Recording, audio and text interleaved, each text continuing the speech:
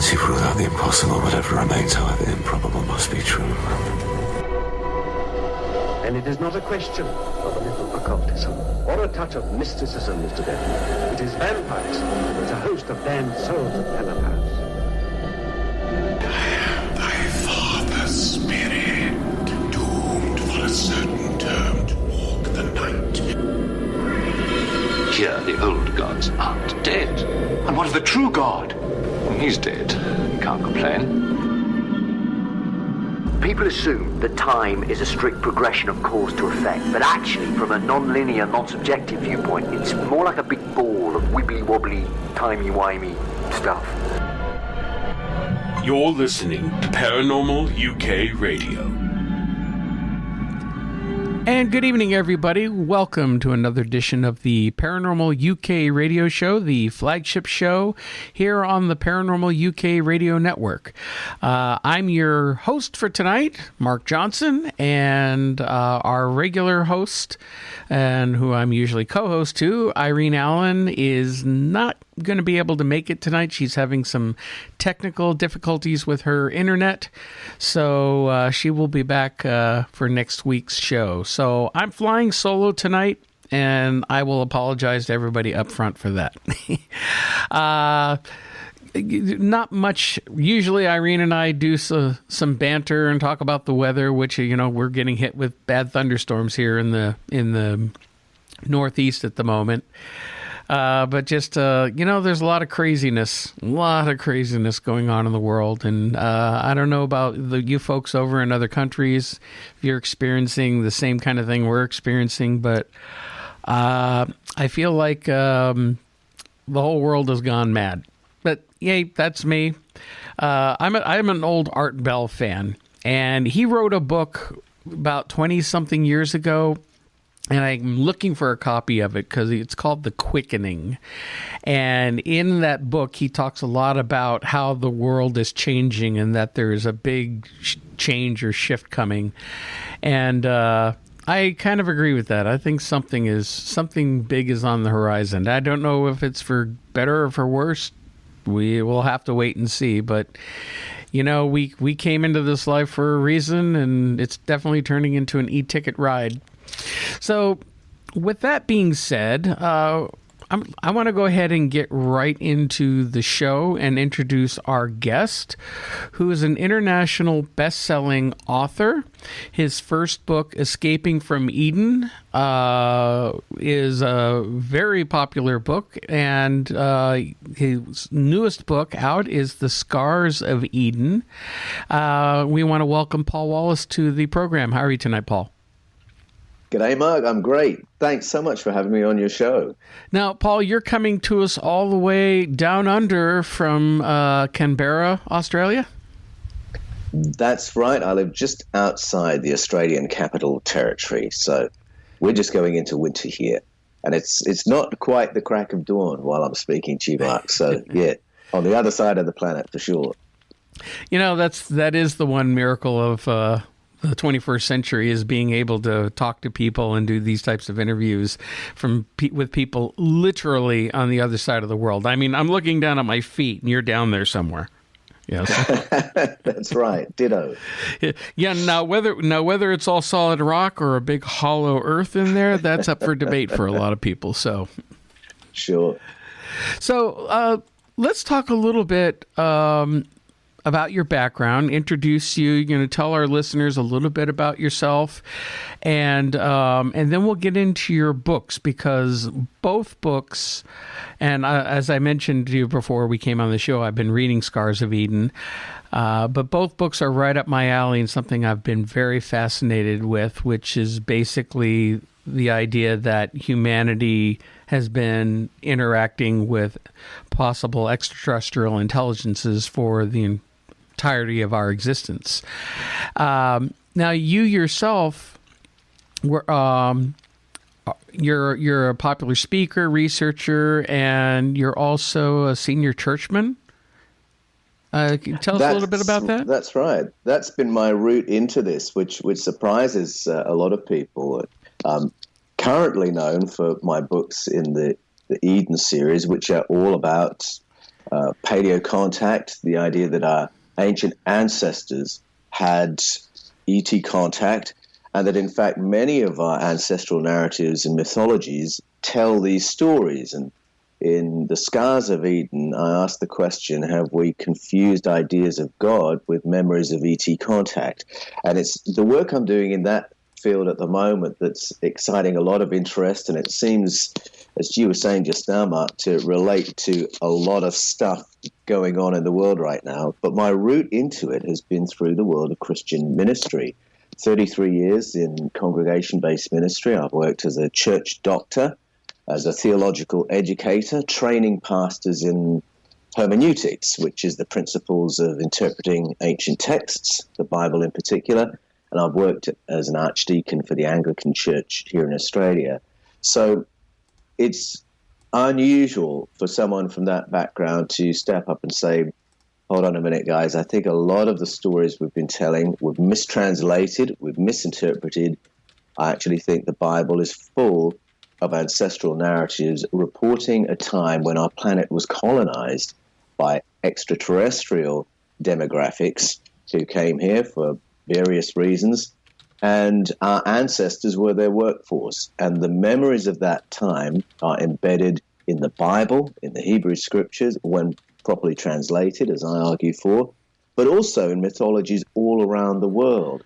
And that's really in each book, in Escaping from Eden and The Scars of Eden, I take the reader on a world tour just to sit at the feet of some of our ancestral elders to hear the stories and to notice all the correlations and to realize there's this phenomenal overlap that all has to do with what we call paleo contact.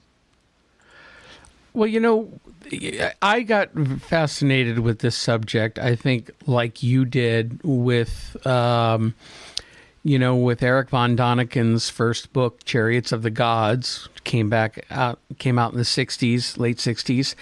And, and I saw the documentary on TV. I watched it a million times. I loved it and was fascinated with it. And over the years, I grew up in a Christian church, Presbyterian, and, I was religious for a while in my youth. But as I grew older, I started questioning a lot about what was going on, what was written, and doing a lot of research over the years. And again, I've said this before for any one of our listeners. Please don't take my own personal beliefs as a knock on anyone's faith, because everyone should follow the path that they're led down spiritually. So don't think that I'm, putting down or making fun of someone's religious beliefs. I'm not. I'm just stating my opinion, stating facts that I've read, and it's up to everybody else to make their own conclusions. Mark, how old were you when you came across Chariots of the Gods by Eric von Daniken? Oh, well, like I said, I was first exposed to it, I think, in the early 70s. I grew up in Los Angeles and lived out there for my first 37 years before I moved out here 21 years ago. But on Sunday nights, the local TV station would play movies, and they would play Chariots of the Gods 2 or 3 times a year. And every time that came on, I watched it. And now, of course, you can go on YouTube and watch it for free. And it was the first introduction that I had about the idea of ancient astronauts and extraterrestrials, which I've always been fascinated with extraterrestrials anyway. And it led me on the path of doing more research. And then, of course, here in the modern day, we have the Ancient Aliens television show, which has really brought it up to the mainstream and examining all sorts of different ideas from Neolithic structures to writings, ancient writings. And, one of the things when I was reading your book, The Garden of the Scars of Eden, the differences, and I couldn't agree with you more about the texts that we have today, that people read today, that we refer to as, in Christianity, as the Bible. which consists of Old and New Testaments, and translated into English or into, whatever language for different countries. But these are not the original texts, and the translations have been, tweaked is, I think, a minor description on what is in these texts. Well, that's true. A lot has happened to those texts through the years, and what I talk about in the Scars of Eden, I talk about the process by which the Bible was put together. So, in particular, the Hebrew canon, the Old Testament. And so there's a very broad scholarly consensus as to how it all came together, that we began with a set of stories of beginnings, which you can find in Genesis 1-11. And they may well have been the stories that the progenitors of the Hebrew tradition brought with them from their Sumerian-based culture, or they'd lived within a Sumerian-based culture for many generations.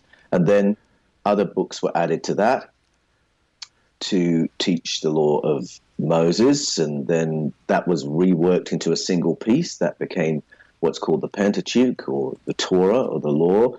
And then some more books were added to that, and the purpose of the new books was to endorse the monarchy and the priesthood, and that was reworked into a single piece called the Deuteronomistic History. And then more books were added, the prophets and the later prophets. And the consensus is that it was in the 6th century BCE that all the books that are now in the Hebrew canon were reworked into a single piece through a scissors and paste edit, what's called a redaction, a retelling of the whole story, with the agenda of making it all appear like a seamless story of God Almighty from Genesis 1, verse 1 to the end. And you can see all the marks of these additions and edits if you read the Bible and study it.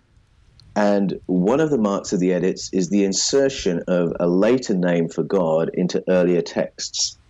And so I look at that in the Scars of Eden and point out that the original word that gets translated as God in the early text is the word Elohim. And so the later name, Jehovah or Yahweh, was pasted over the top of these old stories. But the old stories were about Elohim, and that's a plural word, a masculine plural form. And it takes plural verbs, exhibits plural behaviors. There are the wars of the Elohim in which thousands of human beings are slaughtered. So the original shape of the stories is still there, where you've got these plural entities duking it out among themselves as to how to manage Project Earth. So that's part of the translation issue. But even with all that change, the texts that Bible translators use when they produce a new translation have been curated with such fidelity that we can go back to the Hebrew text, the Masoretic text, read it in the Hebrew, read it in the Aramaic, and the integrity of those texts is such that we can ask afresh, have we translated that right? Is there another way we might handle that word? And what we have in the ancient texts still tells the ancient forgotten stories. And part of what I talk about in the Scars of Eden is the question of technical language or technological language, language of advanced technology suddenly turning up on planet Earth, that in the centuries since the Hebrew texts were written and our translation work today, generations of translators haven't known what to do with those texts. If they have a text about a wormhole in the 1500s, they don't know what one of those is. If they have a text that describes something like a Saturn V rocket launch in the 1600s, they don't know what one of those is. So on and so forth. They come to texts that talk about artificial insemination, let's use that phrase, in vitro fertilization. They didn't have that language 200, 300 years ago to understand texts that were describing that, whereas now we can go back to the ancient texts, albeit not the original ones, but they're still ancient tellings, read these stories and say, wait a minute, I think we've got a pretty clear picture of what's going on here. And because of our paradigms, we're able to understand what the ancients saw that our intervening ancestors did not understand. Well, I mean, I totally relate with that, with, again, starting with the book of Genesis, the inconsistencies there. And, there are kernels that are definitely expanded upon by the more apocryphal books like of Enoch.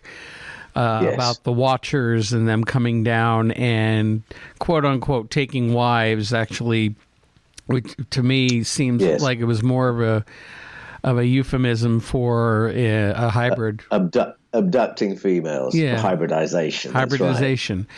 Right. But let's go back to the earliest part with Adam and Eve. Okay, so there's the story of Adam and Eve, and of course, in Genesis, it mentions how Adam's created from mud and Eve's created from the rib. What I found fascinating later on is that there are other texts talking about his first wife, Lilith, which nobody really, not too many Christians really know about. And Lilith was Adam's equal, and she refused to bow down to him and pretty much said, "No, we're equal. You know, toss off. I'm heading out on my own." So they create taking a piece of his rib, which to me sounds like taking DNA and genetic material in order to form another being. It does, and it's not the only ancient narrative that talks about something we would understand as DNA extraction, genetic manipulation. The actual word, the Hebrew word in the Genesis version, doesn't necessarily mean a rib. It means that something was taken out of his side. Mm-hmm. There was a part that was taken out of his side, and a whole human being generated from whatever was in that piece. Now, in the 21st century, we think, okay, that's DNA extraction, that's cloning. And in some of the ancient stories, I mean, if you can imagine some poor primitive human being or advanced primate sitting in some lab and seeing this stuff going on, and the way it's described is the way it would be remembered. And so the substances that are talked about, and then the extraction from one body to create a whole new body. And even in the version as we have it translated right now, there's this expression of wonder from Adam, which means the human, by the way, is a very direct translation into modern English. The response of the human was, "Whoa, you've made bone from my bone. You've made flesh from my flesh." Well, that makes perfect sense to a 21st century mind. It gets understood in spiritual terms by people who have no technological framework. We can understand it in a technological way. And as I say, the correlations between that telling and the tellings that you'll find in Africa, Central and South America, the Norse countries, in India, it's those correlations that really caught my attention and that I think are really startling when you read the stories side by side. And sometimes the correlations are such that it makes clear that what is matching is a visual memory, that different cultures have used different metaphor, different language to describe something that was seen. And then the memory of what was seen was passed from one generation to the next. So those are the clues that you're not looking at a book that's done the rounds or a story that's been told in Chinese whispers around the planet. Our ancestors curated the memory of things seen. And that episode with the cloning of the males, the human, and then the cloning of the living, Eve, the females, that repeats. And even the pattern of that you begin with a society of all males, which clues you right away that you're looking not at a species, but at direct genetic manipulation. And then you go from all males to male plus female. And then you go from male plus female to fertile males and females, which can then reproduce and create a species. That pattern correlates from ancient culture to ancient culture. And when these cultures apparently had no contact with one another. Again, you've got to do business with the idea that these stories are curating actual memories.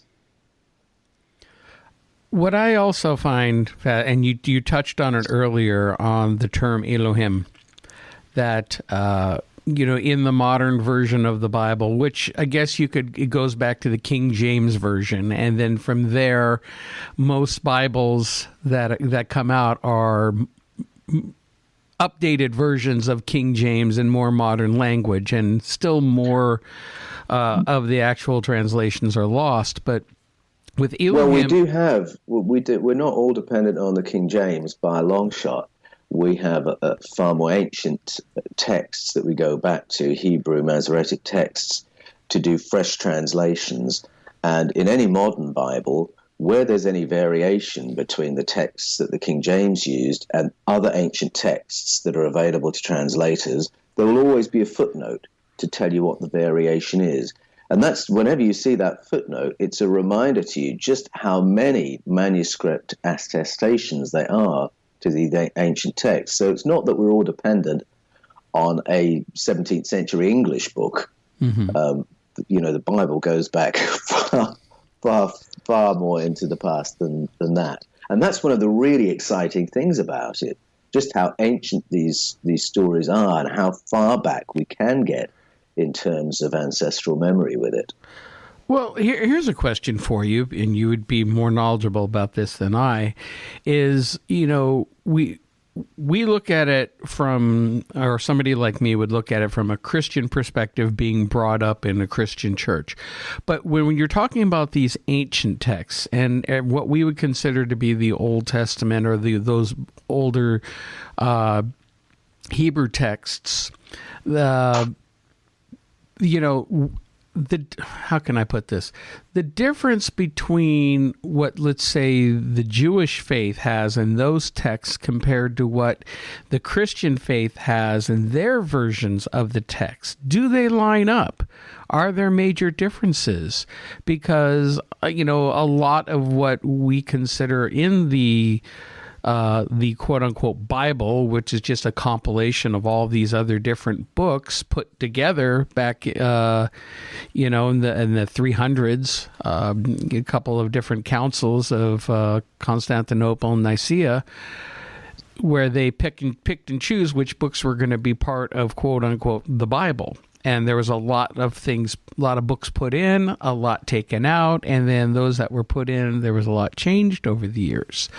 So how do those books differ from the actual Hebrew and Judaic texts, which, they've never really changed much over the years, or shouldn't have anyway?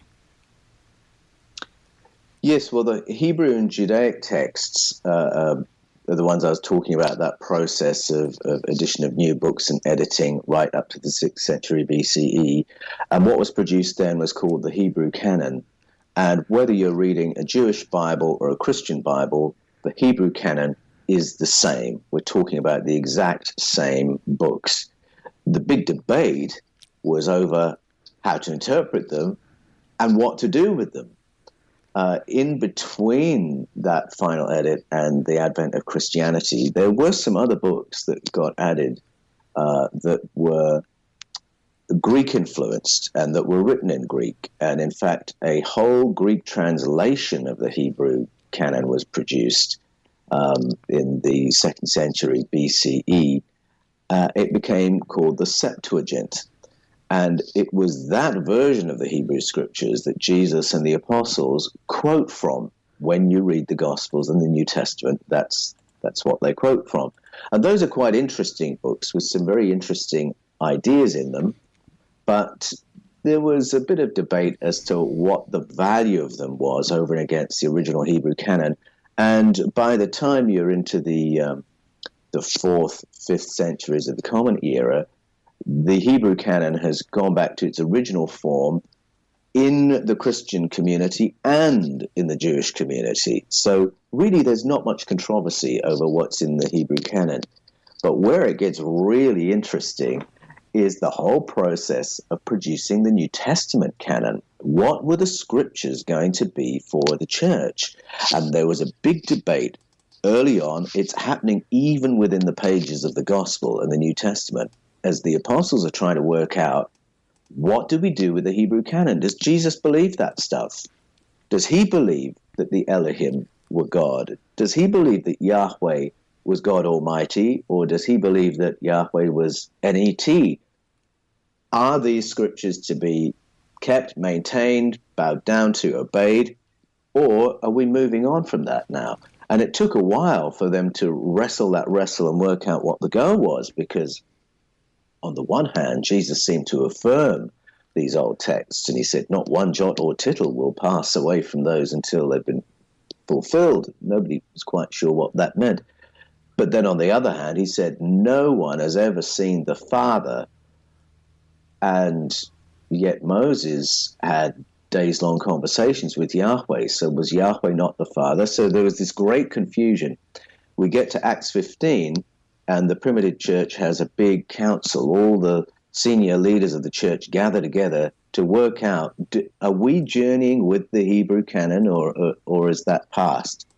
And at that council, it was decided it had passed, that international Christianity was built on the teachings of the apostles, not on the Hebrew canon, and people who became Christians from that point on did not have to worry about the Hebrew scriptures at all. That was the decision that was made.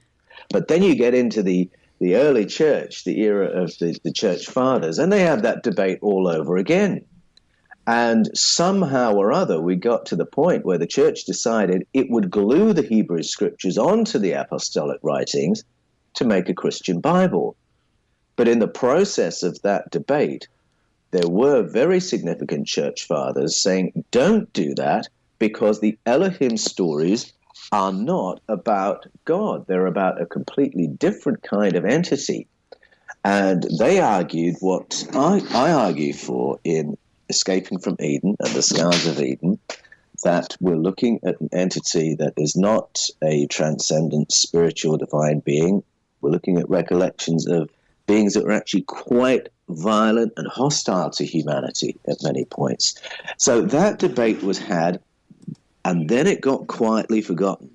Those church fathers who said the things I'm saying were ruled as heretics, their works were destroyed, and orthodoxy narrowed down, and texts that might have found their way into a New Testament didn't. They got excluded.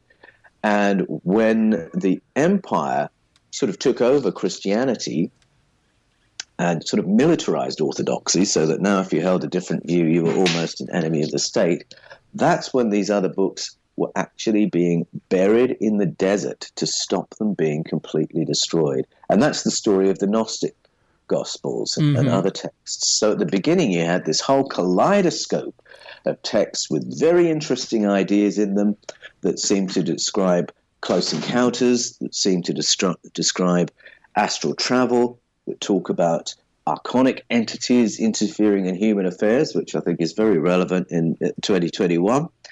And many other concepts, reincarnation, the soul's journey, our pre-existence, ideas like this that were believed by many of the mainstream church fathers, that were expressed clearly in those Gnostic Gospels and other documents, and they all got hidden, and orthodoxy got pared down to this narrow religion of worship and obedience, which is a form of religion very useful to empire.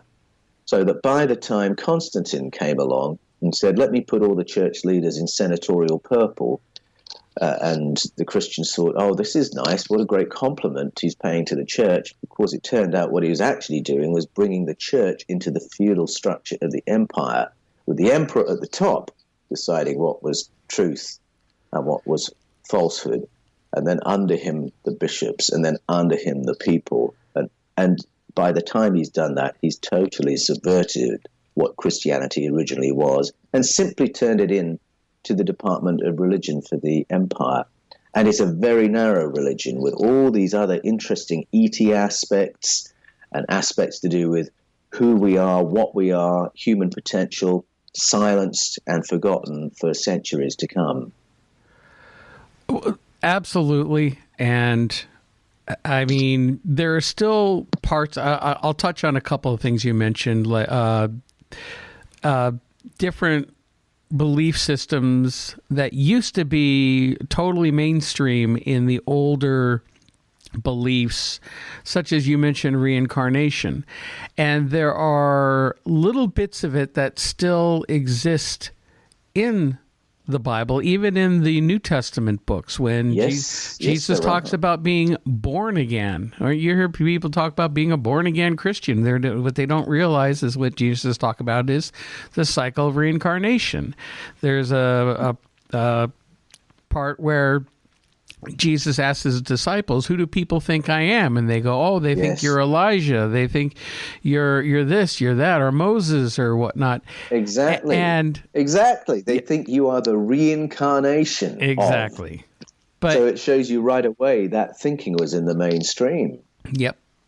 And going back to what we were talking about earlier, going back to the Genesis and the earlier Bibles, when we talk about the Elohim and the plural connotations, one thing I've always talked about is the fact that after Adam and Eve get in trouble, they say God is walking through the garden, or the Elohim are walking through the garden. When they realize what Adam and Eve has done, they're like really shocked and upset and going, "Oh my God, now man is like us." And this is where they have God in the newer versions talking to himself in the third person.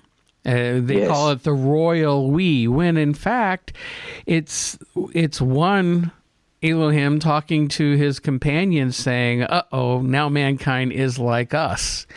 You mentioned also this war for humanity and this struggle going on, and this is where I feel the character of the serpent comes in. And the serpent being not Satan, not the devil, as most Christians are taught these days. That's right. But as I feel, one of these other beings that were actually trying to help. And there are various stories that are very similar to this. You know, the serpent was trying to tell Eve, look, if you eat of this tree, you'll gain the knowledge and you will be just like God. You'll just be like your creators with knowledge and reasoning and thinking. And then, of course, the serpent gets punished by it. But the serpent also had arms and legs there, too. And in the story, they say the God or Yahweh says, "You'll crawl on your belly now," and takes his arms and legs away. Now, if we're talking about ETs, could we be talking about a reptilian possibility? Oh, yeah, there are so many layers in that story. It's a really fascinating moment. If you read Genesis 3 with a child will point out the anomalies straight away. As soon as the serpent turns up, who's he? Where's he come from? What kind of being is he? As you rightly say, he's got arms and legs. He can speak human. So he's not a snake, as we would understand a snake. And then the child will say, well, why did God make the serpent? Couldn't he see something was going to go wrong? But once you begin the story differently and you realize you're reading the stories of the Elohim, the powerful ones, that's what that word means in its root meaning, then you're not surprised when another powerful one turns up in Genesis 3 and is in conflict with the other powerful one who's in charge of Project Earth. And the conflict is between those two factions that they represent over how intelligent should human beings be. Now, the way it's translated at the moment, the God character is the one who is against human progress. What sense does that make? The God character is the one who wants human beings to remain so unintelligent they don't even know they're naked. And it's the serpent character who wants the human beings to have a better human experience, to be fertile, to be able to enjoy life as man and woman, to become a species, to be conscious and intelligent. And I think you're absolutely right, Mark. I think what has confused a lot of Christians in particular is they think the serpent is the devil. And the reason they think that is that there's a verse right at the other end of the Christian Bible in the book of Revelation. So nothing to do with the book of Genesis. You've got to go to the book of Revelation to find this one sentence that talks about this dragon being thrown out of heaven or thrown down from the skies onto planet Earth, however you want to read it.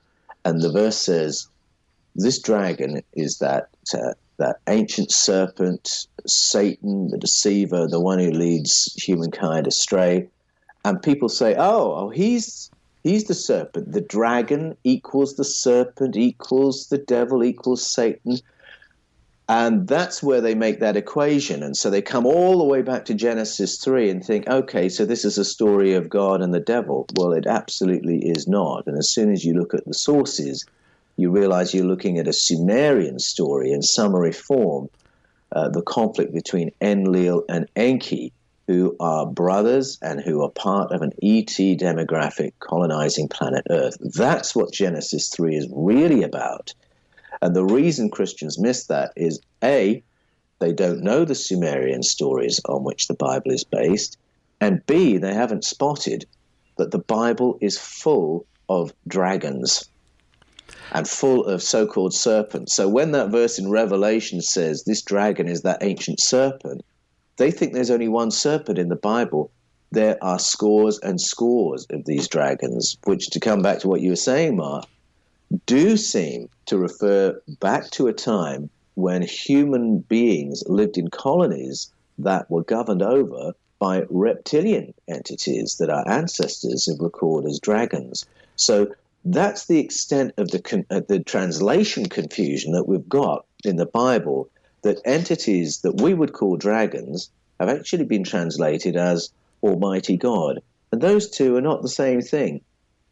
No, and going and looking at the different cultures across the planet, we look at dragons, and there are cultures from ancient South America, the Mayans. They had Kukulkan, the feathered serpent. Quetzalcoatl, who brought knowledge to mankind. He came from the stars, and is this, again, a serpent type of character. I mean, even in Greek mythology, the tale of Prometheus, who took pity on mankind and gave us fire and taught agriculture and taught, textiles and making clothes and all of these things. And just like the serpent in Genesis, it was angered the gods, the other and they created some horrible torture for him that he was supposed to endure for all eternity. Again, some mythology intermixed with the truth. It's the same. It's a different version of the same story, and many different cultures across the planet, especially a lot of the indigenous cultures, have these stories about these beings coming down from the sky, a lot of them looking either like reptilian, serpents, dragons, fish-like people, even in the Egyptian cultures, where they have the hybrids of human and animal-like features for their gods. You mentioned Prometheus there, and that's an interesting story because in the story of Prometheus and Zeus, Prometheus is punished, as you say, with this horrendous mythic torment for what he's done. And what he's done wrong is to give the human beings too much tech. And then Zeus punishes him for that. It's the same pattern, isn't it, as in Genesis, where the serpent has made the human beings too clever, and then he gets punished for that. And then to come back to Kukulkan, the feathered serpent, he makes the human beings too clever, and they have an emergency meeting saying, how can we dumb them back down? And so that's one of those patterns that repeats all around the world. And as you say, the details there, they are told in different language. The punishments are different. You know, the serpent becomes legless, armless. Prometheus gets this other punishment. Kukulkan Khan just gets a slap on the wrist, so not as bad for him, feathered serpent. But it's the same basic pattern, and that's really what catches our attention and makes us realize that the same shape of the development of the species is being described by different cultures from completely different parts of the world, and that has to mean something. And this is what I find utterly fascinating. I mean, you're looking at all these different cultures, and I think probably the one culture that has the oldest history, oral tradition and recorded history would be the Aborigines of Australia, which their history goes back thousands of years before what we consider to be the modern era. I mean, most historians feel like human civilization started about 5,000 years ago with the Sumerian culture. But we've been finding so much evidence of much more advanced, highly advanced cultures with these buildings and Neolithic structures that are built so well that they pale anything we can make with modern equipment pales in comparison. Everything from Pumapunku in Bolivia to Göbekli Tepe to even the pyramids themselves, which I feel have all been misdated and are vast, especially the pyramids and with Egypt are, I think, thousands, if not tens of thousands of years older than they're given credit for. Yes, I agree with that. I think there's a real building of evidence for a much earlier dating for the pyramids than has yet been accepted by academia. And you're quite right that our knowledge of our civilization goes back only as far as the Sumerians, where all the apparatus of civilization, city building, seems to appear from out of nowhere about 7,000 years ago.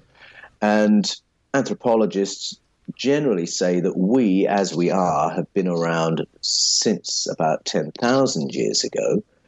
And yet, I mean, for instance, if you go to Karakadag at the top of the Fertile Crescent in southeast Turkey, in 1998, there was a team that went into a site there from the University of Ås in Norway, and it was headed up by Manfred Hoyne, and the other team had come from the Max Planck Institute in Cologne in Germany, and they had gone there because they believed they had identified the first farm in the history of our civilization. This is the place, they said, where for the first time, naturally occurring plants were genetically modified to become cultivatable crops.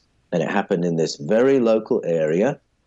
It was one tribe, Manfred Hoyne said, possibly one family who worked out how to do this, which is pretty clever because they have to manipulate 2 genes in all those 11 plants to make them cultivatable. And at the same time, they managed to invent animal husbandry.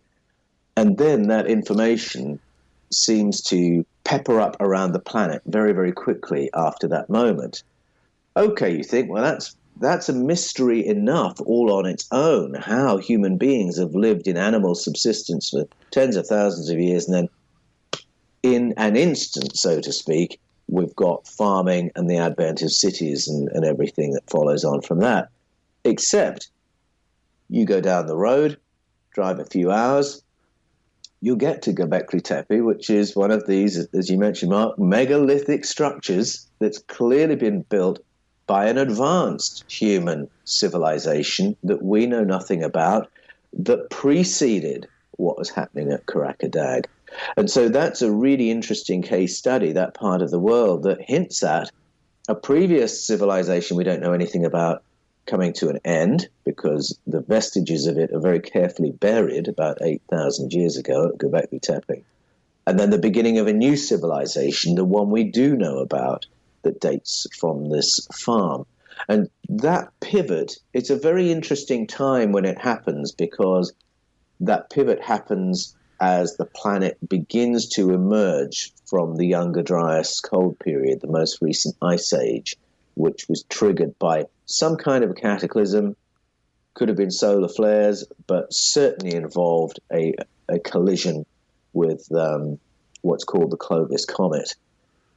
That is even more interesting. There's another layer on the story there, because we've got now a picture of a cataclysm, a planetary reset, the emergence of a new civilization, the forgetting of an old one. And in the Scars of Eden, I argue that the memory of all of that has been expressed in the Bible, and in fact the memory of several resets like that are embedded in that text and in other ancient texts around the world. You can go to Göbekli Tepe, you can go to the Gulf of Cambay, off the coast of India, off the coast of Cuba is another place, or Yonaguni-jima, off the coast of Japan, and you will find, off the coast of Malta, you will find megalithic structures that belong to a civilization we don't know anything about. And that fact on its own ought to be enough to put question marks over every chronology you and I were taught at school. Unfortunately, it while it should, it only works for a few of us, because the mainstream doesn't want to, they expect everybody to toe the party line, and, this is the way history is, this is the way we say history is, and this is what you need to follow. But, history is written by the winners, the conquerors, yes, the big people on top. And if they don't want you to know something, or they want to change history, and we're witnessing that right now. We're watching the rewriting of history happening right before our eyes, and trying to ignore, what has happened in the past and change the narrative. So much of that has happened over the years. And there's so much knowledge lost. I mean, I always look at the Great Library of Alexandria, destroyed a couple of different times, but all of that valuable information burned and lost to history, that if it had survived, or if they were able to save most of those texts, would tell a completely different story of mankind. The cataclysm you mentioned that happened to the earth, I mean, every culture on the planet has a flood myth, yes, in one form or another. And of course, the biblical version in Genesis with Noah is based on that older Sumerian version. But yes, other cultures, of course, have it as well. And even at sites like Pumapunku in Bolivia, are you familiar with Brian Forrester? Yes, somewhat. In his work, if you get a chance, follow him on YouTube.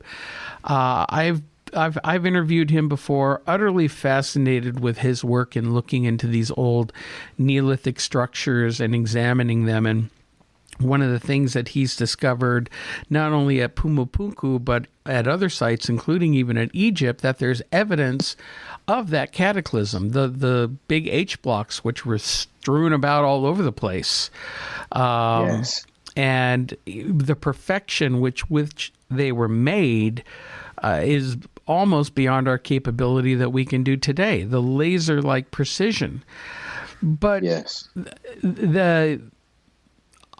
there's been other evidence, though, to me, that seems to mention or seems to indicate that it may have been more than a planet-wide catastrophe. It may have been a solar system-wide catastrophe. Yes. There's theories about what happened with what's now the asteroid field between Mars and Jupiter. There should be a planet there.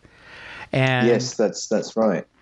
And it there's a theory that there was a planet there, but somehow it was destroyed. Could that have happened at the same time that whatever happened that killed Mars? Mars used to be green with water and lush and Earth-like, and now is an arid desert. And I always point to the one great feature on Mars. The biggest feature on Mars is the Mariner Valley, and how unusually perfectly straight that line is going across, with erosion, of course, over time, but it looks like something hit the planet, almost like a beam or something hit the planet and like sliced it. Yes. And caused this great damage that could have been responsible for destroying Mars and making it like it is today. And that might have all happened around the same time that we had the cataclysm on Earth. Was it something that had to do with the sun? Was it extraterrestrial in nature, some other kind of force? You know, it's unclear at this time. Yes, that is all very fascinating. If you listen to the Mesoamerican stories of beginnings, they kind of hold all that together. So their stories of origins begin on a devastated, flooded planet. And virtually all our stories of beginnings do. That's interesting in itself, because you go to a creation story, you expect to see everything being created from scratch, and instead you turn up on a planet Earth that already exists and is flooded and shrouded in darkness, and the story begins there. Even in the Bible, before let there be light, before the sun, moon, and stars, you've turned up on a devastated, flooded planet, and that should clue you straight away that this is not a creation story, it's a story of recovery and rehabilitation. So that's a really interesting correlation. But I think that in our stories of origins, we've got those stories that I believe date from about 10,000 years ago. I think they're describing the planetary impact we suffered from the Clovis comet and everything that followed on from that, the sky fires, the tsunamis, the ice age, the flood meltwaters as the ice age receded. I think our stories begin there, the ones we're familiar with, and yet layered into those stories are these other more ancient stories that have to do with cataclysms in our solar system. Now, if I go to the Bible, there are a couple of verses that hint at there being a sequence of civilizations on planet Earth. And if you go to Genesis 9 and Genesis 11, there are two verses that talk about a civilization on planet Earth at the time that the continents separated. Now, that does not relate to anything we understand about Homo sapiens and our timeline. It is just not possible by everything we know about the origins of life on Earth. The Cambrian explosion, the dinosaur age, the age of the mammals, Homo sapiens, it does not line up with there being Homo sapiens on Pangaea.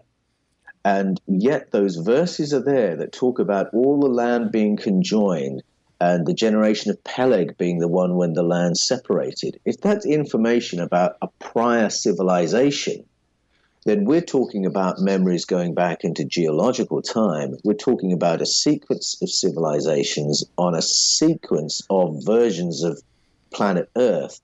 And if we really do have memory that's been provided to us from somewhere about prior civilizations, nothing to do with us, that we know nothing about, that would be compressed within millimeters of geological data in the strata, now we can talk about stories that might have to do with cataclysms in the solar system, the arrival of the moon in orbit around planet Earth, the swapping around of the position of planets. These are echoes we find in Greek mythology, Norse mythology, certainly in the Mesoamerican, and in the Sumerian. There are layers in the Sumerian stories that look like we've actually got stories to do with the planets, to do with the loss of a planet that becomes the asteroid belt, to do with a war in the heavens that decimates Mars. And these are fascinating because they do correlate with things that astrophysicists talk about. We're really getting quite a steady drip, drip, drip of information about Mars right now, so that I think it's going to be, if it isn't already, the mainstream view that there was life, an advanced life on Mars in the distant past, and that something happened and we wonder what it was. I think that's beginning to come into our mainstream consciousness. And when it does, we'll go back to these ancient stories and begin recognizing some elements in them that we hadn't spotted before. There are theories that we originally came from Mars, that we were the Martians, and then whenever the cataclysm hit Mars, and it could be very well the flood, what we consider the flood myth, may not have happened here on this planet. Maybe it was something that happened on Mars, and we had to come here.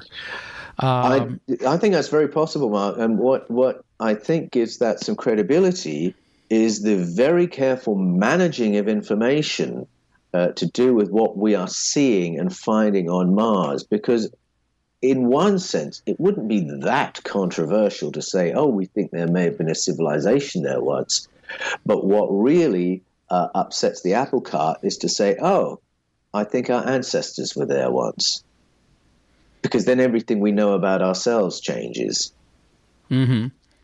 The whole history of our race and the world in general. I mean, there, as you mentioned before, in a lot of these other older societies where they talk about, planets being in different orbits, or my personal favorite is the fact that some cultures, I believe both in Mesoamerica and even in African cultures, talk about a time before the moon. We didn't have a moon in the sky. That's right. Well, I think that's even more recent, actually, because we've got some Greco-Roman, I would say historians. Their actual paying job was writing poetry and prose, but they just refer in passing as a historical note to the Proselenes, the people who lived in Greece prior to the ancient Greeks. They were the people who lived there before the moon arrived. That's what they say. And they just say it in passing as if everybody knows that there were people here before the moon turned up. Now, that does correlate with what contemporary science is saying, and that is that the moon was captured by Earth's gravity, that we didn't evolve together. It came from somewhere else, and Earth's gravity captured it in this anomalously perfect orbit. The question is when, and I'm just blanking on the name of these Greco-Roman writers, but what they're saying is it's within the timeline of Homo sapiens. And the fact that, and not to get too far off the subject here, but the fact that the moon itself is in such a perfect orbit, and it's the perfect size. I mean, first of all, we have the largest moon compared to a planet in our solar system, which is highly unusual that Earth would be able to capture a wandering moon that big and keep it in a near perfect orbit without it being wildly elliptical. There's also the fact that the moon is set at the perfect distance from Earth so that when it passes in front of the sun, it's perfectly eclipses the sun. I mean, they're an exact match. Yes, and that's right. I find that to be highly unlikely that is a natural event. Now, it is, and that's totally accepted by the astrophysical community. It is highly unlikely. What's also highly unlikely is that the same face perpetually faces us, so we never see the other side of the moon. Now, I know some people argue that it's not a natural object, and they point to various things to do with the properties of the moon that could suggest that. Another possibility is that it's a natural object that was artificially placed. And I think that's the very least you could say, given the anomalies of it. And again, ancient ancestral memory talk about these things. There's a Zulu mythology that talks about the placing of the moon in its orbit. by intelligence, not by accident. Now, the only thing that interests me is the fact that the science talks about that if we did not have the moon, that life on Earth would be highly unlikely, at least advanced life on Earth, because of the tidal forces that helps us with keeping our weather calm, helping to keep the Earth's axis steady rather than flip-flopping all over the place, because we have that gravitational pull of this large object coming in a near-perfect orbit around it. It helps our weather patterns again. And the theory is that without the moon, those weather patterns would stall. There'd be a lot of natural disasters and catastrophes that would make living on this planet extremely difficult. So if there was a time before the moon, what was it like back then? Was there something else up there? Was there another? Because they never, maybe that's the part of where we had the void talked about in Genesis, that the dark waters before the creation comes back in it, where they needed something like the moon in order to help steady the Earth. But then again, you also mentioned that it seems like it's a more recent event, and even mentioned back in Greek times. So I don't know. Well, the arrival of the moon would certainly have been cataclysmic, and that ties in with what some of our ancient wisdom had to say about it. Plato talks about it. He talks about information coming from the ancient Egyptian priesthood that mentioned the cataclysms that occurred when the moon turned up. Life prior to the moon, well, obviously the conditions on planet Earth would have been a little different, but I happen to believe that life is the norm in the cosmos, not the exception. And I believe in the theory of panspermia, and that is that the genetic coding for intelligent, conscious, biological life has actually been seeded throughout the cosmos, and that whenever it lands on a hospitable planet, it produces forms of life similar to what we have here, which is precisely why rather similar-looking ETs can turn up on our planet and colonize our ancestors. So there are obviously different planetary conditions that can sustain life somewhat similar to ours. The key to it is there water on the planet? So there are other planets that don't have a moon like ours. Ours is the anomaly where life exists. If you believe in panspermia, if you believe in contact or paleocontact, then you believe that there are other planets without a moon like ours that sustains life like ours. It's more the change that is the cataclysmic event. The arrival of an object the size of the moon would devastate civilization on Earth and almost obliterate a lot of forms of life on Earth. But that's not to say there wasn't life here previous. Well, let's look at the Ice Age. We had, I think, 4 ice ages within a relatively, cosmologically speaking, a relatively short period of time.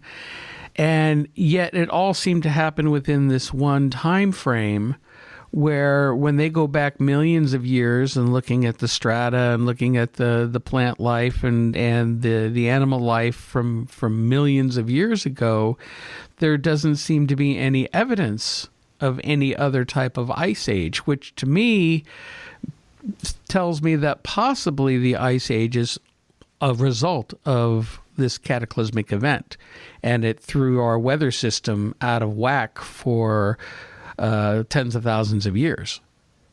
Yeah, that's a really interesting point you've made there, Mark, because you're quite right.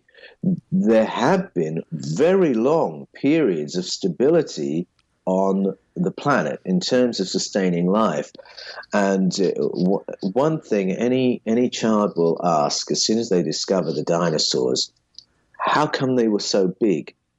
And the prevalent theory at the moment is that the size of those animals represents how long that stable ecosystem lasted. That's the received wisdom. that the more stable an environment, the longer you have it lasting, the more successful the species become, the older their specimens become, and the larger the creatures become. So the age of the dinosaurs represents millions and millions and millions and millions of years of stability. And then when you get to what the ancient Egyptians are talking about, that they passed on to Plato, they're then talking about the history of human civilization being punctuated every few thousand years by a cataclysm. So that really is a phenomenal acceleration of, of disasters and woes and cataclysms. And Plato's explanation for that was the movement of objects in space. And his phrase for objects in space does seem to suggest the movements of things like moons and planets. And so there's been a recent change that is more recent, shall we say, than what we call geological time on planet Earth, that has impinged directly on the story of civilization on our planet. You know, one of the things that we can look at is we are, as a species, we're very short-sighted. We can look into the past and, of course, you know, change the past to fit our own narrative, but we don't look very far into the future. Now, right now, especially over here in my country, you know, everyone's so worried about climate change and global warming and whatnot when, you know, do I feel like mankind has a direct effect on what's happening to the planet? Absolutely. At the same time, I also know that the planet has gone through various types of change over its existence. It used to be hotter. It used to be more humid. It used to have, the atmosphere had different qualities to it. The Earth is a living thing. And like every living thing, it goes through cycles and changes.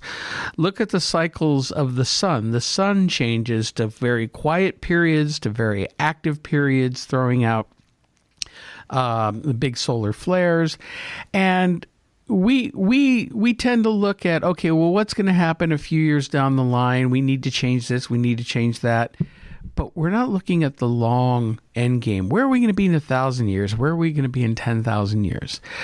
I personally think that we are on the verge of another reset. And, you know, we're coming off of a major pandemic. And considering past pandemics, this one was nowhere near as bad as, let's say, the Spanish flu epidemic or the Black Plague. Death. Yes. Yeah. I mean, this one, we got off pretty good, even though, you know, people were very hysterical and fearful over it. But something else, let's say something else happens. For me, I worry more about getting hit full on by a coronal mass ejection from the sun than I worry about the flu. And if something like that happens, we stand a very big chance of a mass level extinction event and things starting all over again. And then where will we be in 10,000 years? Will we be looking at it like, oh yeah, civilization started 10,000 years from this point forward? You know, because, hey, we found evidence that people, you know, had civilizations, they had cities and whatnot, and this is when it happens. And the rest of the stories from our past become even a more distant memory if they're remembered at all, if they survive this change. Which is why I think we've had, as you mentioned before, many resets in our past, starting over from scratch. And we could have been here not for thousands or tens of thousands, but quite possibly millions of years old. I mean, who's to say 5 million... We or someone else. Yeah, 5 million years ago. Okay, what was here 5 million years ago? Well, dinosaurs were long extinct. We had, the ice ages hadn't hit yet. The planet is in a fairly stable stage, and humanity is not supposed to have been here. But what if there were, if not humanity itself, other intelligent races and beings that had a a civilization as big as what we have now that covered the entire planet. But if there was a mass catastrophe, that would get wiped out in time. There is absolutely no way anything built back then. You could build structures the size of the pyramids, and in 5 million years, they'd be gone. They'd be eroded down to nothing but sand and dust. There would be no evidence that there was a previous civilization here. Yeah, that's exactly right. As we were saying before, all the information about those civilizations would be compressed within a few millimeters of minerals in the sedimentary layers of the planet. We really wouldn't know. And you talk about the planet being in cycles of change, and we need to come to terms with that. That's very true. I think when we go and find megalithic remains off the coast of Japan or India or Malta or Cuba and realize that there was an advanced civilization that's now 36 meters underwater, then we might come back to coastal New York and coastal Miami and coastal Hong Kong and coastal London and think, we're a little bit vulnerable, aren't we? Yes, you study the sun long enough, you realize, wow, we could be snuffed out just like that. You listen to the wisdom from the ancient Egyptians that Plato curated, and he was very on to the idea that we could be snuffed out just like that and should expect to be every few thousand years. Carl Sagan, the astrophysicist of legend, said it behoves us to become a spacefaring species for the sake of survival. And I think that's very easy to argue for. I think it's easy to argue for a spacefaring budget when you realize that's our vulnerability. And there is a hint in the book of Revelation that might actually have been the response of previous civilizations, or if we take Revelation as a vision of the future, of future civilizations, because the writer of Revelation talks about this cube that is the size of a city, he says, coming down from space, is artificially lit, it's artificially powered, it's got its own flora and fauna in it, and it's coming to take tens of thousands of human beings in it somewhere else. And so in the book of Revelation, you've got that vision of what we now call a breakaway society, breakaway civilization, as an actual strategy for surviving the vulnerability of planet Earth. If you don't have a giant cuboid ship, what are you going to do, and how would we govern ourselves differently and live differently if we could really come to terms with the fact that we're living with that vulnerability? So I have to chuckle a little bit there, because it sounds like we're about to be assimilated by the Borg. I know. Every time I talk about that cube, I think of the Borg as well. Thankfully, the picture of Revelation didn't mention the Borg. It sounded nicer than that. Resistance is futile. Oh, my God. Yeah. Oh gosh, good Lord. There's so many different directions we could take this. One other, when we're talking about creation stories or where humanity came from, one that's always fascinated me is the Hopi and Navajo cultures in the southwest of the United States, and there is the one rock pictograph. Oh, now I'm having a brain freeze. I forget the exact what they call it, which supposedly depicts mankind's emergence into what this world is now referred to as the fourth world, implying that there were 3 other worlds before this, and that we came out of the ground and came into this fourth world. And then there's a prediction of moving on, some disaster coming up where we could possibly be going into the 5th world. Now, does that imply that there were 3 other disasters, extinction level events that mankind survived and came out of and restarted. They talk about coming out of the earth. Does that mean literally coming out of the earth? I know people with the hollow earth theory seem to think that there's something down there. Or is it a euphemism for coming in from craft from other planets and coming out of those and populating the earth at that point? Yeah, that's a great question. I think there are strong evidences for there having been periods where our ancestors survived underground. I think I have come to believe that there were survivors from the civilization that was obliterated all but by the Clovis comet, and that they may well have survived by going underground for a period. And there's a possibility that it was some of those survivors who nurtured the civilization that we know about. So that intervention at Karakadag I mentioned before, teaching us how to farm, might not have been an ET intervention, might have been a predecessor's intervention.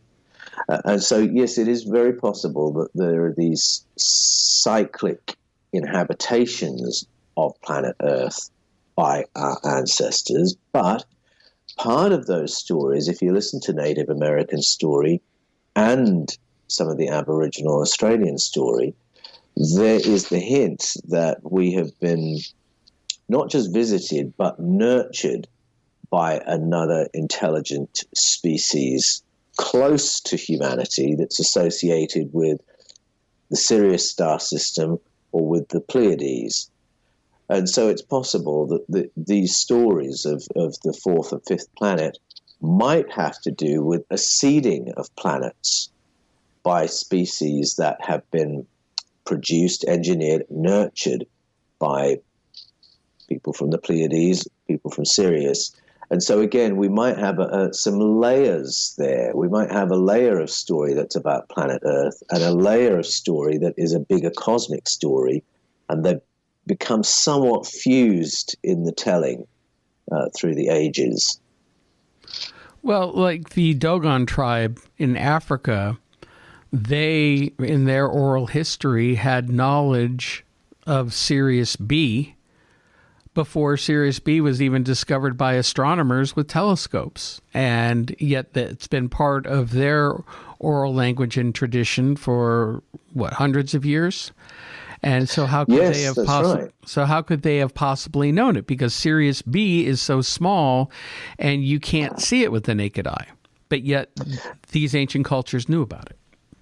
That's absolutely right. And in fact, it goes further than that, because when the French anthropologists who interviewed the Dogon people in Mali back in the 1930s asked the question of where they had come from and where this information had come from, how they knew all this, they said, oh, well, the people who taught us this came from Sirius C. So they knew about the three-star system. This is the story that was told back in the 1930s, decades before our modern astrophysics could confirm the presence of, is it a brown dwarf, I forgot now, or a white dwarf that's part of that star system, or could confirm that it was indeed a three-star system.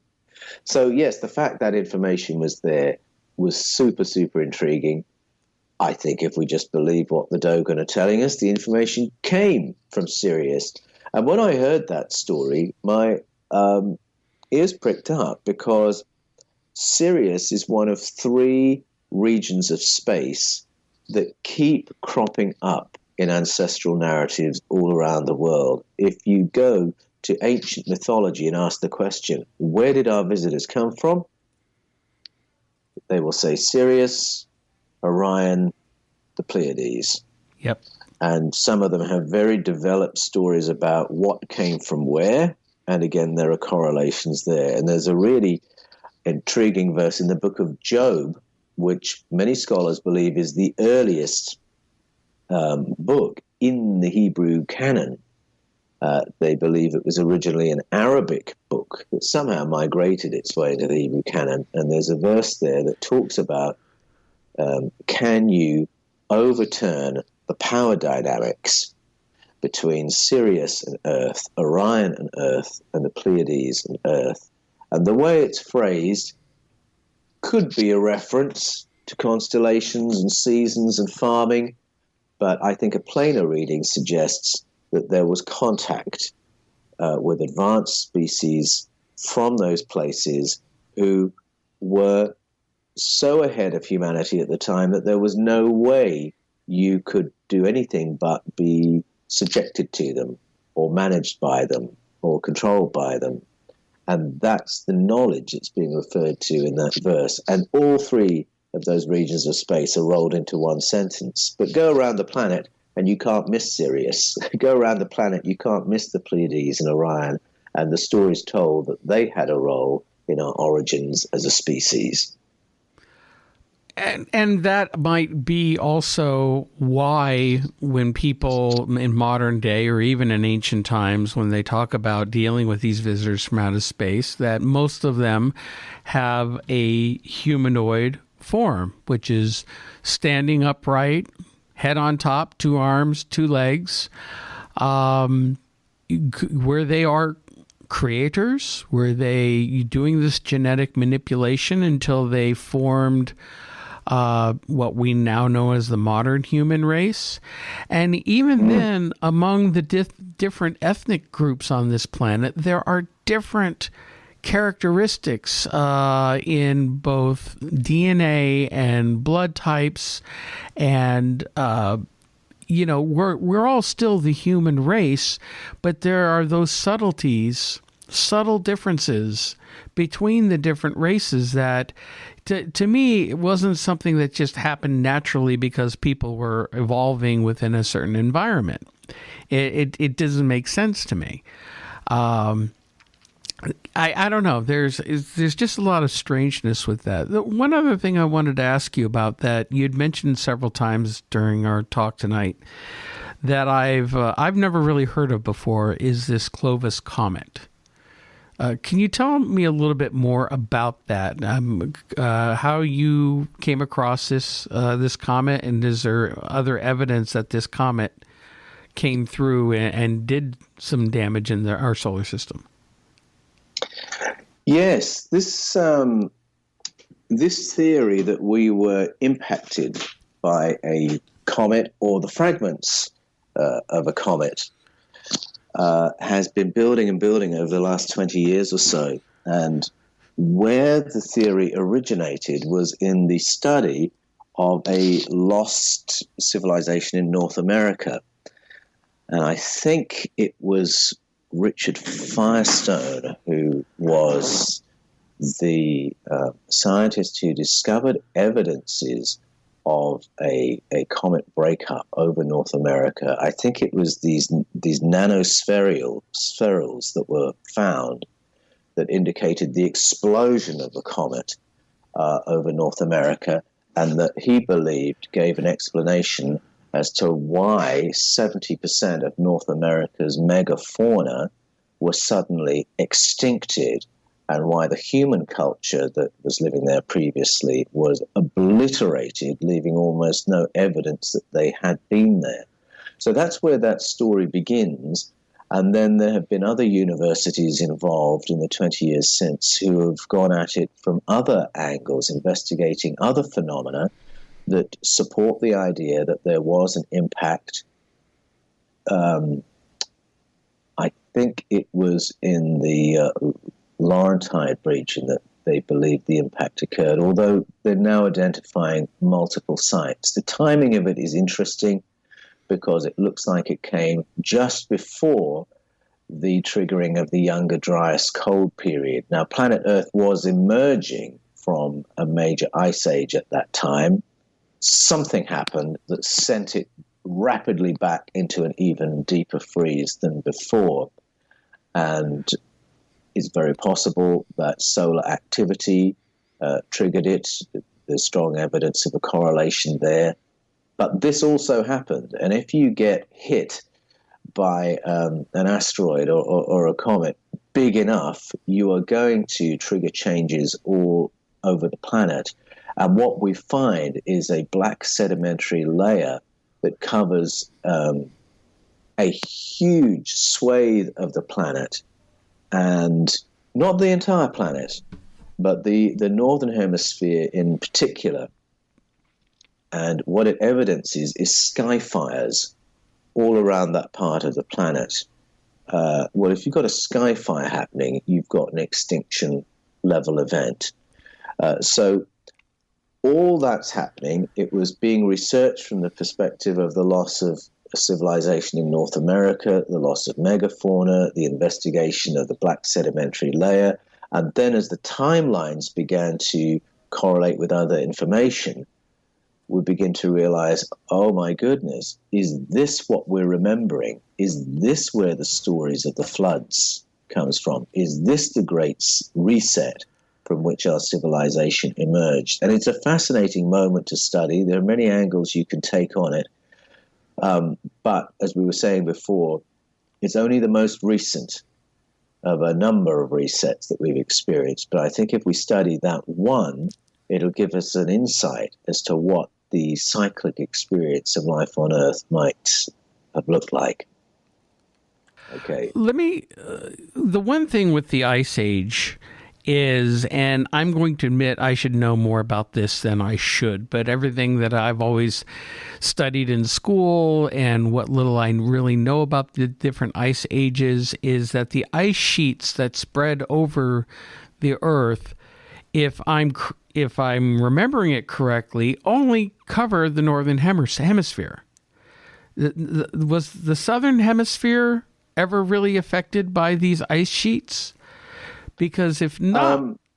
yes, there were ice ages that impacted this half of the planet too. Australia did have ice sheets at one point, but not very recently, and certainly not relating to the Younger Dryas.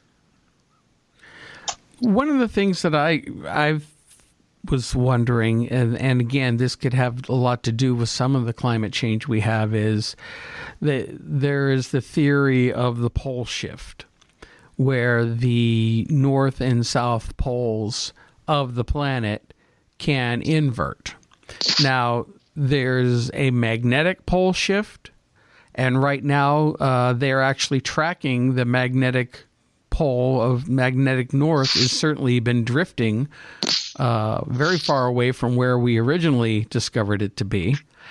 So there is some changes going there, but there have been theories of an actual reversal of the poles. Now, the sun goes through that. The sun, we've actually tracked quite frequently, the poles will reverse.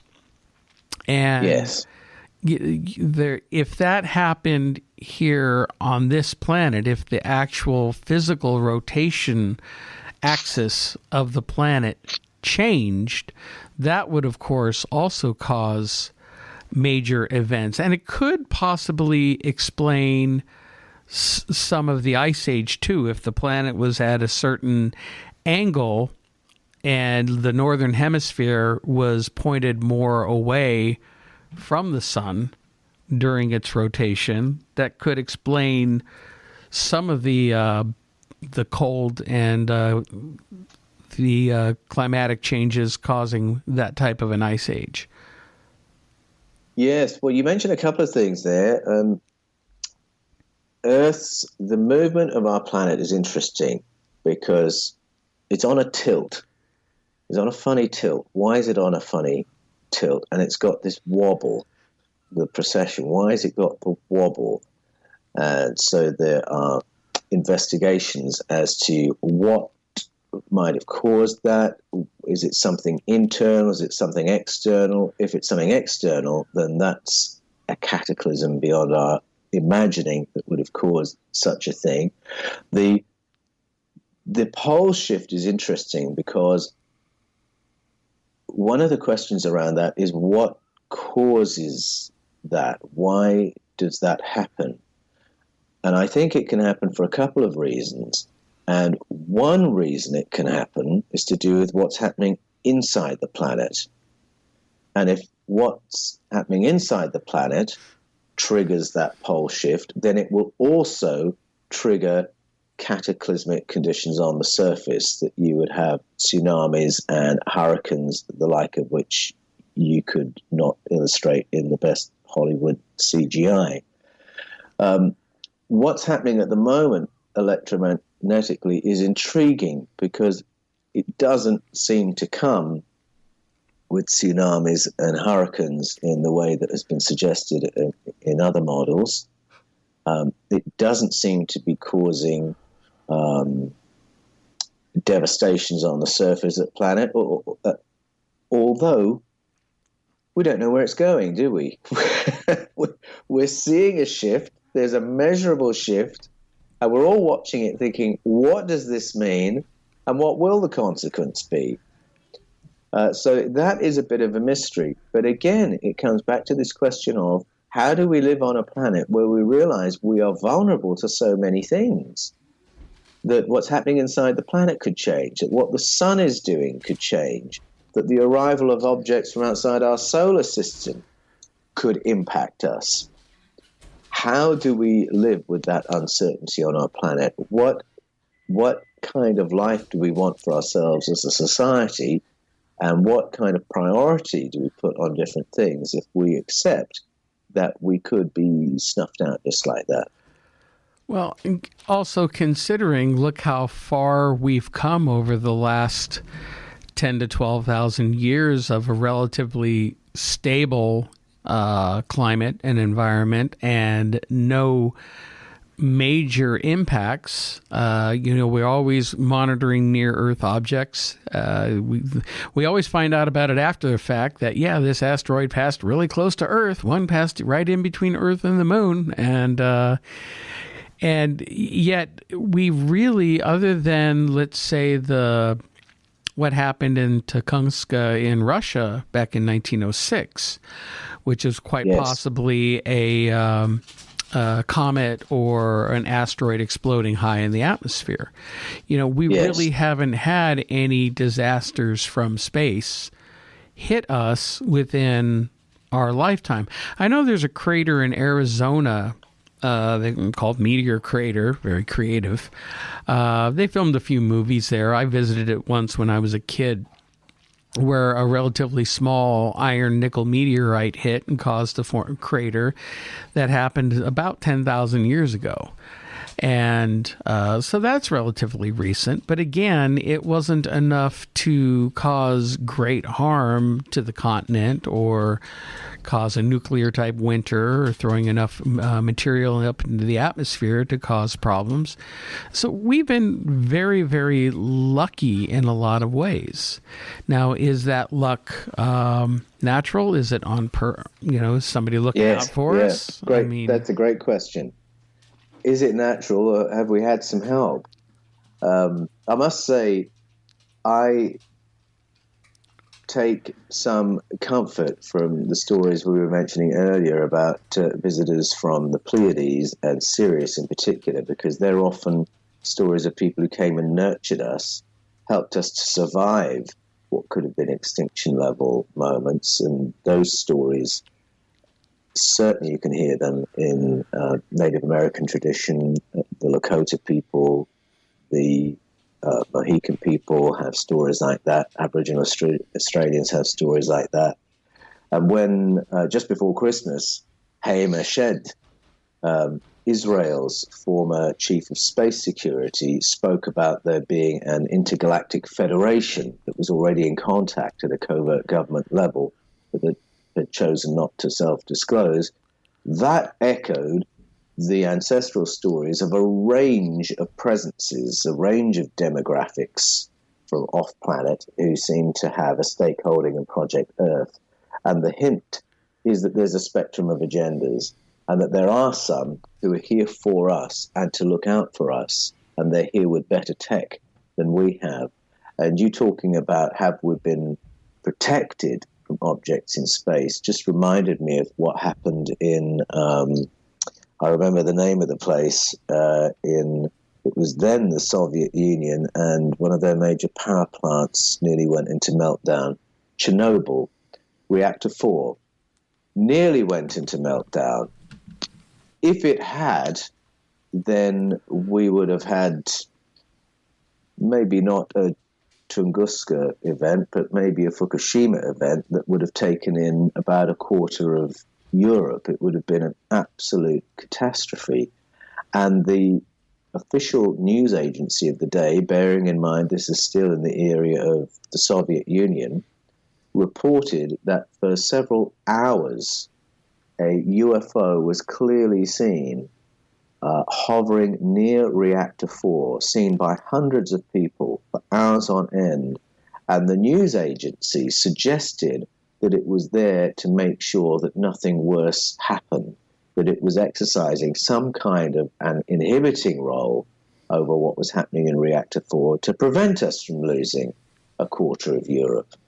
And I find that idea and that story very reassuring, that there are people around us with better tech than us who are on the lookout for our planet's survival and for our survival.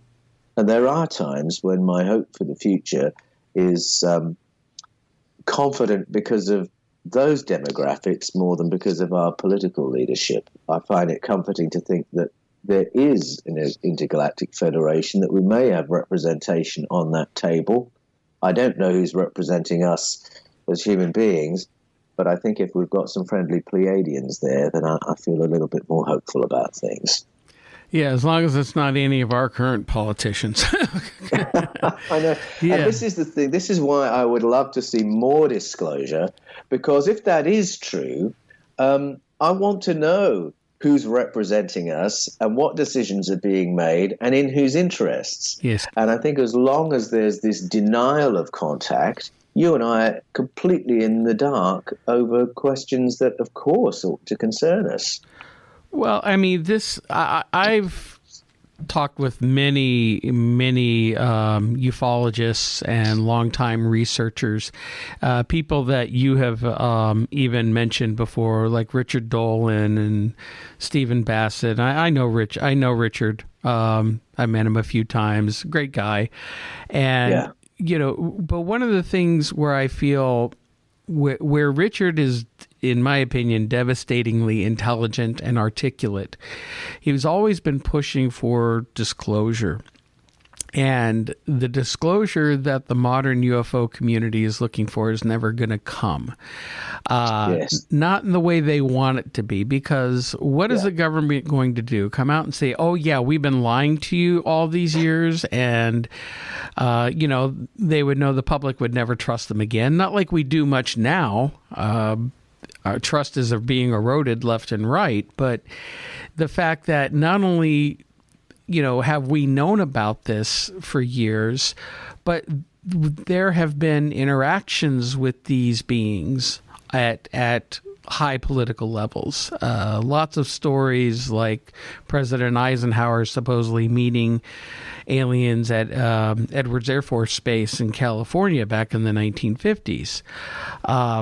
Supposed contracts between the U.S. military and certain gray alien groups to giving them permission to abduct people in exchange for technology.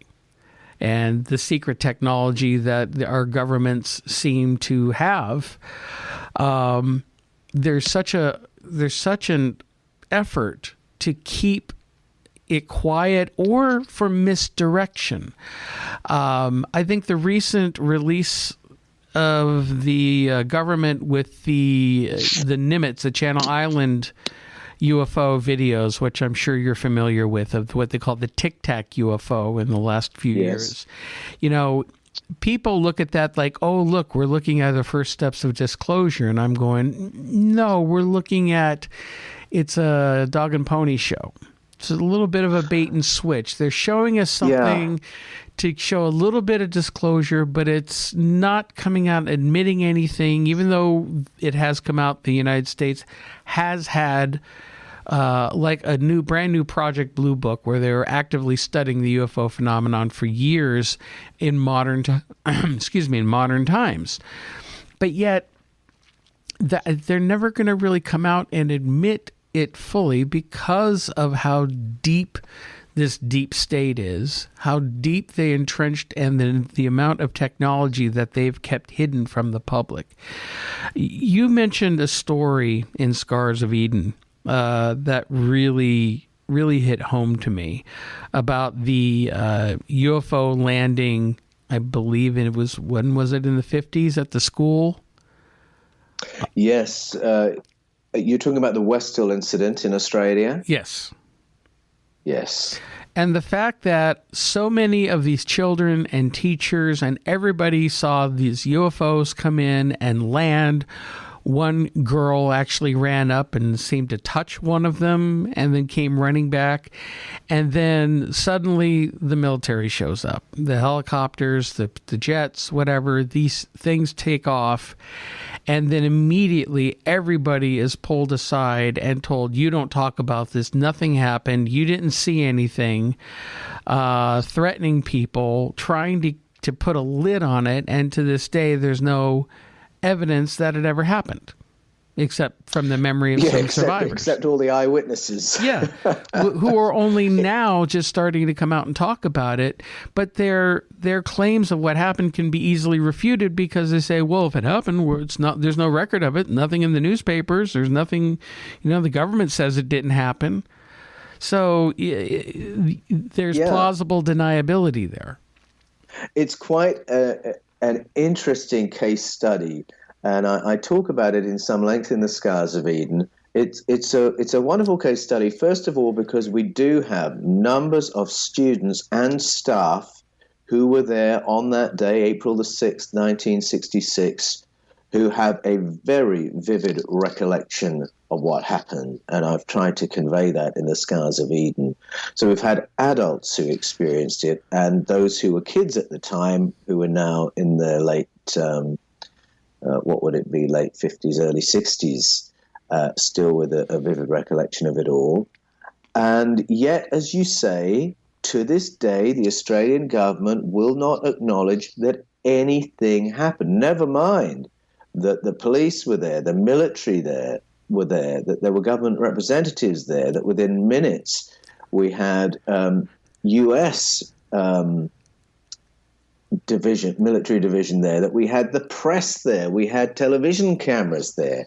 All that happened, and yet the government's account is nothing happened. Now, about 10 years ago, there was a researcher who followed up on this story, and he interviewed a number of the experiences from the day, and he went to Channel 9, which had interviewed staff and students on the day, and the researcher's name is Shane Ryan. He was doing this in 2010, and so he went to Channel 9, and he wanted to watch the newsreels that they recorded on the day, which was shut down, by the way. These blue-suited individuals turned up and stopped the filming, told all the students to go back inside, and he's going through the reels of film from week to week, day to day. Oh, wonderful, here we are. Here's the news for Channel 9, April 6, 1966, and that's the reel of film that's missing. Well, that's just ridiculous. But the reason I mention it is not just to say something happened in Australia that got covered up. Well, that's interesting, but there's so many stories like that. But what it illustrates is the people know what happened. The people who saw it know what happened, and they will tell their kids, and their kids will tell their kids, and the government will still say nothing happened. So you've got a divergence, two tracks of history there. The official narrative, nothing happened in Westhill on the 6th of April 1966, and then you've got what becomes the folklore. We all know what happened. And you can go all around the planet and you'll find it's the folklore that tells you we were visited. It's the folklore that will tell you people came from the Pleiades. It's the folklore that will tell you we look like the people who engineered us. The official narratives, the school textbooks, government news agencies will tell a different story. And it'll be the scientific / Christian one. But it won't be the folkloric one. And yet the folklore survives and never goes away. And it shows the importance of listening to what we call folklore and mythology, because that is where the memory of the people is stored. What I'm really interested in is the fact that Australia, especially back in that time, the government of Australia reacted to a type of event like this in exactly the same way that the United States government has reacted to numerous types of incidents, including not only the Roswell crash of 1947, but the Kecksburg UFO incident in Pennsylvania and several other events where people see things and massive disinformation campaigns come through. People are visited by military-type folks and threatened. And it really seems to happen in most of the, what I call the English-speaking countries, with only a few exceptions. And, there's some countries that are much more open about the fact that there has been not only UFOs cataloged, seen by the government. Paul Hellyer, who was the former Minister of National Defense for Canada, had publicly come out and said, yeah, they're here. We know about them. They're here. Mm-hmm. I believe France has come out and that's right. Alan Julier. And even Russia, to a certain extent, has mentioned it. You go down to Dmitry Medvedev. That's right. Mexico and South America. Everyone is open to it. But what we have is the UK, the United States, and now it sounds like, from what I've been reading on your book, on Australia, which I was not previously aware of, all have this big veil of secrecy that they're desperately trying to keep this information away from the public, or diverting attention from the public. Yes. I think you're right to identify the English-speaking world as being that part of the world that's lagged behind. And the furthest behind, in terms of the lagging, has been the United States of America. Now, it was President Truman who created the National Security Act that laid the foundation for the CIA and that laid the foundation for the classification of all official research of UFOs. 1947 that happened, and I think that policy has really shaped what the English-speaking allies have done. But the watertightness of that agreement has really been tested in recent times. And if you might remember, what year was this? It was about a decade ago. Great Britain changed her extradition relationship with the United States of America to protect a British citizen, Gary McKinnon, from being extradited and put in prison for 60 years because he had hacked some American computers that gave him information about ET craft and non-terrestrial officers. You might remember that story. And it was a really interesting moment because for Britain to do that, to change its relationship with the USA in terms of international law and extradition over a computer hacker, would they really do that over some nobody? The issue was that we were beginning to come apart at the seams in terms of our policy of non-disclosure of these things. And that was in a period where the international campaign for declassification of UFO files was making headway, and country after country was declassifying its UFO files. They had shut down the offices that had existed to keep a lid on UFO encounter reports, and the one country that wouldn't do it was the USA. And so that was an interesting tearing at the seams moment. Now, there has been a shift since 2017 in the USA. There's been a phenomenal acceleration of small disclosures, we can say. So 2017 was when the New York Times broke with the USS Nimitz story, leaked by Chris Mellon. And then 2 years later, it's authenticated by the Pentagon. yes, we have been engaging with UAPs, UFOs, we've been engaging with them for 70 years, and we've had units within the Pentagon who investigate the incidents, investigate materials retrieved from UFO crashes. All that is now in the public domain, has been publicly endorsed by the Pentagon. We've heard from Eric Davis, the physicist who briefed that body, who said we're investigating off-world vehicles not made on this earth. We've got senior physicists like Jacques Vallée saying, yes, I'm involved in researching these metamaterials. We know that they were engineered out of the Earth's atmosphere. We don't know by whom. We've got Alain Juillet, the former chief of French security, saying, yes, I was there when the current iteration of the group was set up. Yes, it studies UFOs. So all that's being said, and it looks like a real acceleration of disclosure. Hayem Ashed then comes out and talks about the Intergalactic Federation. And then we've got the Senate briefings, of course, this month, with people waiting with bated breath to see what's coming. Now that we've had a little bit of a leak of the report that's coming, it seems that what's actually happened is not that we've necessarily leapt forward. It's not that the next announcement is going to be, oh, we've been in contact for 70 years. It looks like we've gone back to the pre-1947 position where they're saying, oh, we don't know who pilots these craft.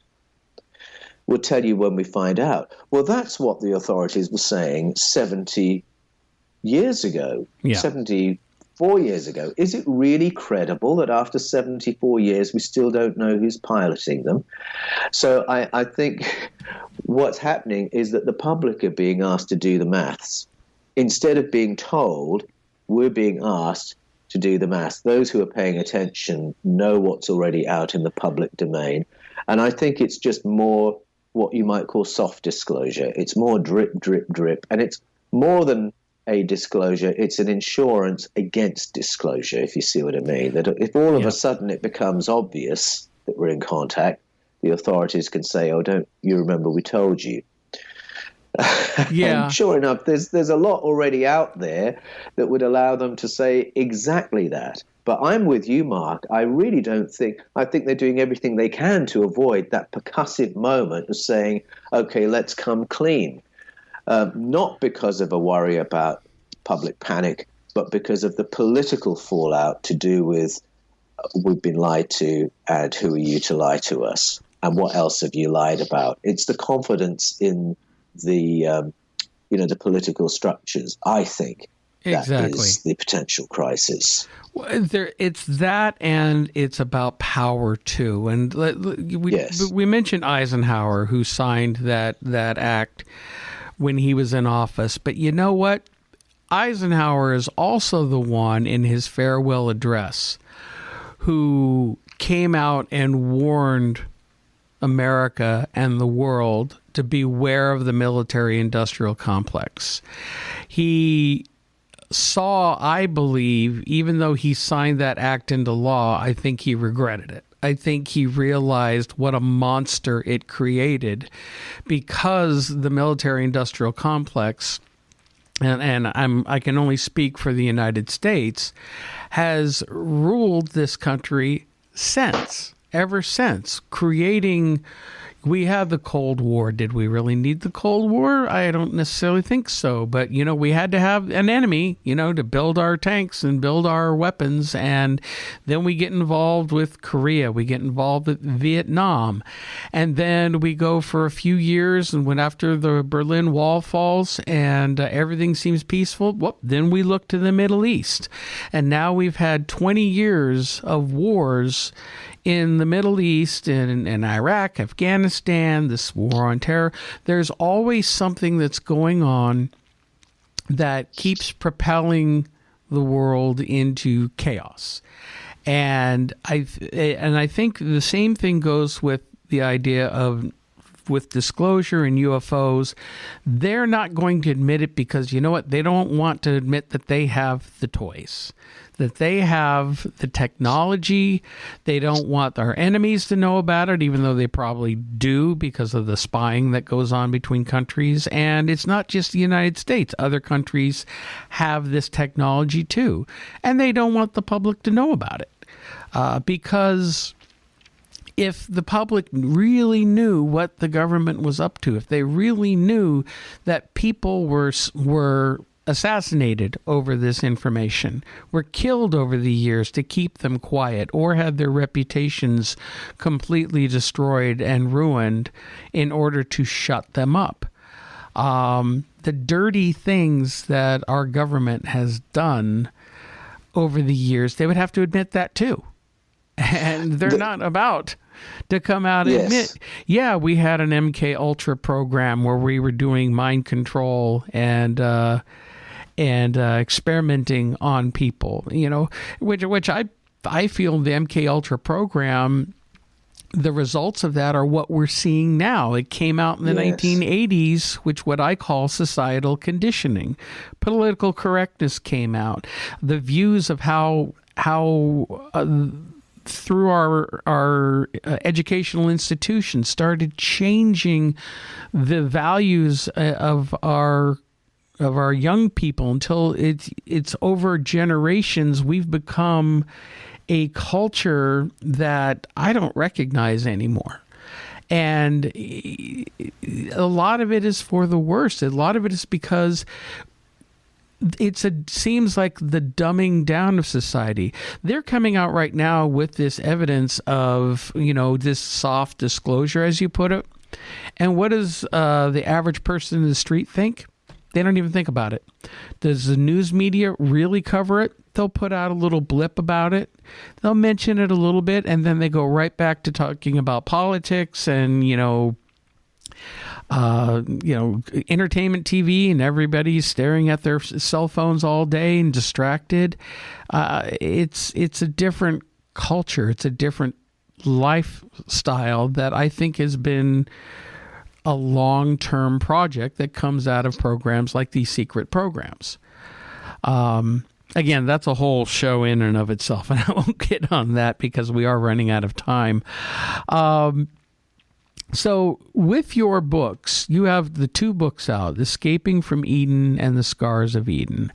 And where can people find your books, and where can they find, if they want to get in contact with you? Do you have a website? Sure. Well, for Escaping from Eden and The Scars of Eden, you can go to Amazon, Kindle, Barnes & Noble, Book Depository, Hive, wherever books are sold. You'll find Escaping from Eden and The Scars of Eden. And if you'd like to get into conversation with me about what you read there, you can find me on YouTube, on the Fifth Kind TV, and on the Paull Wallis channel on YouTube. And I'm always there in the comments, dialoguing with people. And my website is paulanthonywallis.com. That's Anthony with an H, Wallis, W-A-L-L-I-S, paulanthonywallis.com. Go there. That will keep you up to date with the research I'm involved in right now. You can get hold of my books. And I do love comparing notes with people. It's very topical at the moment in terms of getting our heads around what's happening in the world, in terms of our health crisis, in terms of disclosure. But just as you were hinting just now, Mark, the culture wars that we are facing in the 21st century are powerful. They're deeply riven. We've got wars over access to water, food, medication, education, information, population control, real wars, or what look like international wars. And I think to understand what's going on there and what's happening to us psychologically, we have to listen to the wisdom of our ancestors who told stories to prepare us for moments exactly like this. And it's some of those patterns that I talk about in The Scars of Eden. Well, from what I've read so far, and I'm going to definitely be continuing to read and finish the book, I mean, you've got a lot of fascinating stories in there, and I really highly recommend it for people to pick this up. It for a lot of people, it will change the way you look at our history. And, even up into modern times, the modern history of what people have been experiencing with this type of phenomenon. So great books. I highly recommend it. And Paul, I want to thank you so much for getting up so early in your time to join us here. And we really enjoyed having you on. This has been a fantastic discussion. Thanks, Mark. I'm glad we finally made it and got a date together. I've really enjoyed talking with you today. Well, and I want to thank everyone else for listening in to another edition of the Paranormal UK Radio Show, the flagship show here on the Paranormal UK Radio Network. We will be back next week with a brand new show. Hopefully Irene will be able to join us then. In the meantime, everyone, you have a great week, and we will catch you next time. Have a good one.